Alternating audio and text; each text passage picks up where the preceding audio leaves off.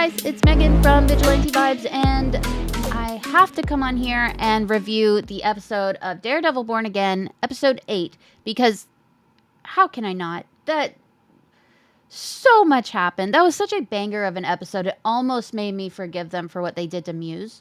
Almost. But not quite there yet. But, oh my gosh. I feel like so much happened. So many things changed in that episode. Like, we see Heather and Matt's relationship change so quickly. Also, she was really annoying this episode. So, like, we saw Fisk and Vanessa's relationship change on a dime. I want to talk about that for a second. Everyone keeps saying, oh, he's coming back as Kingpin. He's in his Kingpin era. That means Vanessa's not going to like it. I disagree on the highest level. And it showed last night. I think she doesn't like him when he's not in his Kingpin era. She does. Yeah, she's a boss bitch. She handled business while he was gone. She was pissed he was gone. I get it. But I do think Vanessa likes him as Kingpin and in that dominant role. We saw what happened when he showed her that he has Adam locked up, who also, I thought he offed. I thought episode 7, Adam was done. Like, but I guess not. But you saw what happened when he said, I have Adam here, up to you what happens. And then she shot him a few times. It felt personal. But I think she likes him in that role. I think she likes it a lot. Maybe she's into it. I'm not here to kink shame. So get your rocks off, girl. I don't care. But yeah, that was only like a little bit of what happened. And speaking of Vanessa Wilson and Heather Glenn, they definitely invited her to the inauguration ball to fire her. Like one of the first conversations she has with Vanessa at this ball, where she knows no one else except Kingpin, Wilson Fisk. I'm gonna only call him Kingpin. You're gonna have to get used to it. She says, "Actually, we're good. We don't need your services anymore." And she's like, "Oh, great. Why am I here?" That was so awkward. It was so out of pocket for Vanessa, but also like, I'm happy for you guys. You guys are getting through it, I guess. So much happened. We see that Heather Glenn is still going through the trauma of killing Muse, but she flipped sides so quickly. Now she is anti-vigilantes. And when she said, Daredevil didn't save me, I saved me, or something like that, I was like, girl, you would have been toast. You would have been cooked if Daredevil didn't show up. Also, when is she going to find out who Daredevil is? Because she's going to be pissed. I want to say rightfully so, but no. I don't think it's a good look. I don't think she should know, but you know she's going to. Kingpin was about to tell her. I really wish he did, because I would have liked to see her face. But enough about Heather Glenn, because I had enough of her last night. I still really like her character, but my gosh, what a downer. She just kept, oh, you're just keeping things from me. You're blacking me out. You're doing this. You're doing that. And it's like, Heather, he was at the hospital with you. He has supported you any way he can while dealing with his own stuff. And then you're going to go get mad at him for seeing Bullseye in prison? What if that was closure for him? What if he needed that? That was wild to me that she got mad at that part. Anyways, enough of Heather Glenn. You guys just sucked me back in there. I want to talk about Bullseye. That sexy little psychopath. Oh my gosh, I love him. I was rooting for him. I have a problem. A real problem. But he's just so hot. My God. But we saw a few different sides of him last night, I feel like. We saw that he blames Fisk for all of this. We saw that he is scared for his life in Gem Pop at the prison. But we also saw that he still has that dog in him when he dislodged his own tooth while getting his face stitched in prison. Which also, why did they have to untie his hands for his face to get stitched? Seems like a problem that they should have foreseen happening. But He brutally shoots a tooth out of his mouth with lethal speed and precision and kills the guards, kills the doctors, ends up using scissors as well. And then he escapes. But that's not new. Bullseye has done this like a bunch of times, including in Captain America number 372. He does it there. It also reminded me of in Marvel's Ultimates when Hawkeye like pulled off his fingernails and used them as deadly projectiles, which is weird. It's weird, but like I'm into it. But also when he escapes prison, he immediately goes to the black and white ball that's held for Kingpin and Vanessa, which mirrors when he broke out of jail in the Netflix Daredevil and then crashed Vanessa and Fisk's wedding. I thought that was pretty clever how they did it. But also at that moment, I was sitting on my couch and I was like, Heather Glenn is dead. He's going to shoot the living crap out of her. He didn't. He tried to shoot Kingpin, which, like, I get it. But then he shot Matt Murdock. And this was such a wild episode. You know, there's not going to be any downtime in between the episodes. There can't be. There's no way. It ended too high. There's no way they can just de-escalate and then pick back up to something else. And if they do, I will question a lot. So that means that big fight scene we're waiting for in episode 9 that we've all seen the leaks that involves Punisher, Daredevil, Bullseye. He's going to be fighting with a hole in his chest? Dude, he's got that dog in him too. That's crazy. I want it right now. I want to see it now. I have just been on such a high since last night of that episode. It was just such a good episode. It had everything. It was a full course meal.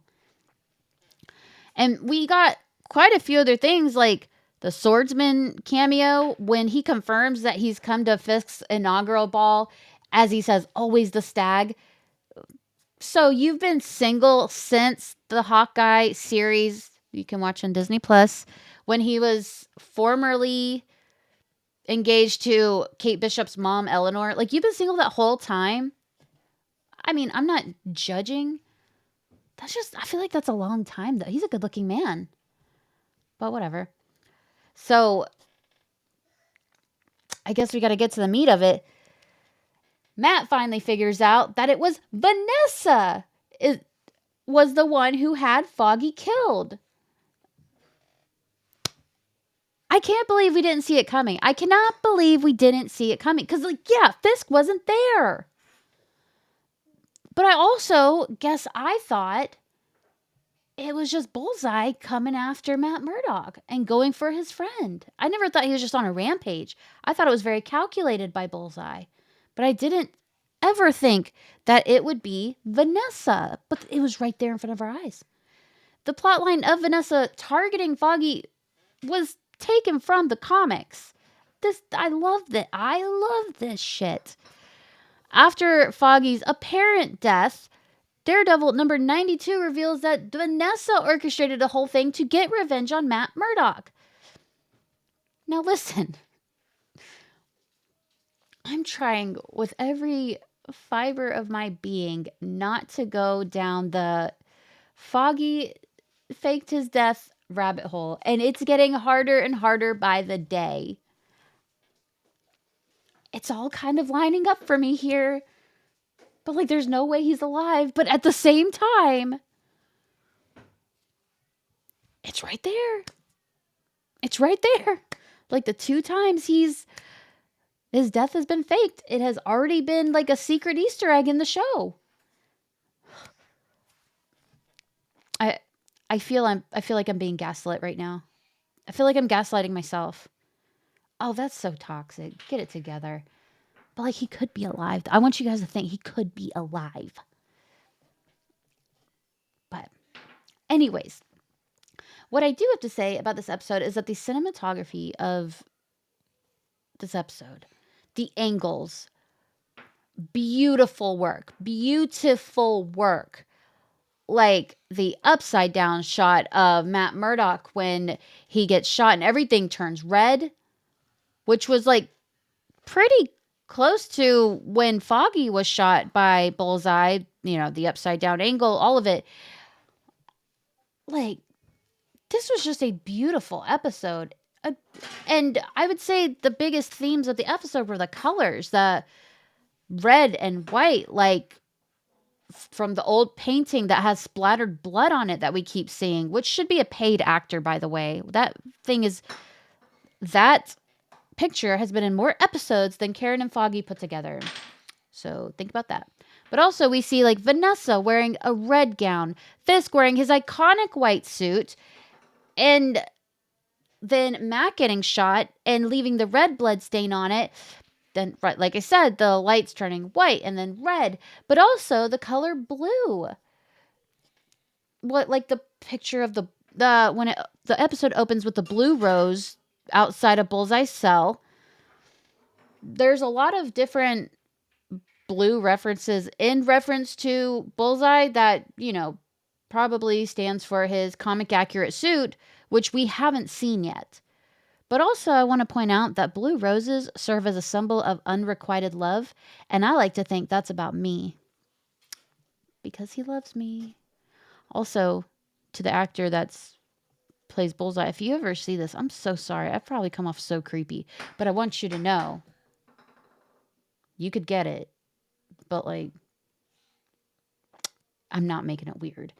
But yeah, just pretend none of that happened. But easily one of the best episodes of this season so far. Hands down. I was nervous. I was nervous that this next episode would just be about the fallout of Muse dying and all, Heather's feelings and all that. I'm so glad it wasn't. I'm so glad they kept it moving because it needed to keep moving. Just kind of hope Heather and Matt break up because she got, like I said, she got annoying. Like, when he said, why would you go? Why would you go to this thing? And she was like, watch your tone. What is this tone? And I was like, he didn't have a tone. He was just speaking loudly. He was speaking passionately. And then you said, what is your tone? Why are you talking to me this way? Heather Glenn, you shut the front door. But also she looked phenomenal at the black and white ball.